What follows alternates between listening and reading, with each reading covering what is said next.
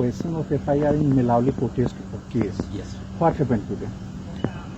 The matter came up for hearing today. The last occasion the court asked whether the government is inclined to withdraw the prosecution because the decision of the government of setting up IIT in Shell Melavli has been,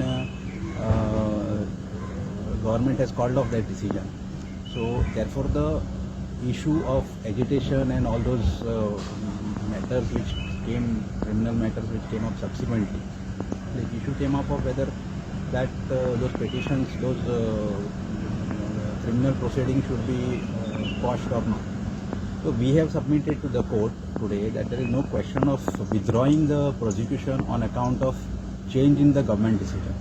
Our stand is clear that people have a right to agitate, people have a right to protest as long as it is peaceful protest.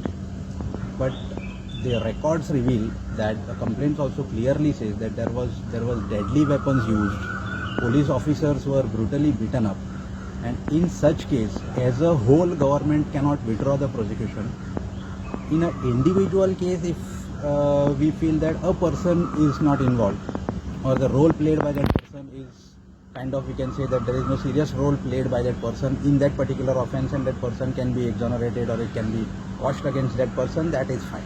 But as a policy decision, in my opinion, the government should not withdraw the prosecution in such cases where there is a use of deadly weapons, there is a use of violence in under the name of protest. So that is what we have submitted today. Court has passed the order, has admitted the petition, and it is fixed for disposal in July, some 5th or 6th, some date is given in the month of July. So you made that statement on behalf of Crime Branch? As a public prosecutor, I made that statement before the court. Anyway, government is still free to decide whether this prosecution can be withdrawn, but we have already informed the court that it is not appropriate that such decision can be taken, because this is a serious issue where we know it is a mob psychology, but when people come together for a protest, people should remember that what weapon we have is a peaceful agitation, a peaceful protest that cannot be converted into violent protest. So therefore, if it is a violent protest, if there are weapons used, there is intentional criminal aspect to it, then in my opinion it cannot be termed as mob psychology. It is a planned criminal act, and therefore as a whole prosecution cannot be withdrawn.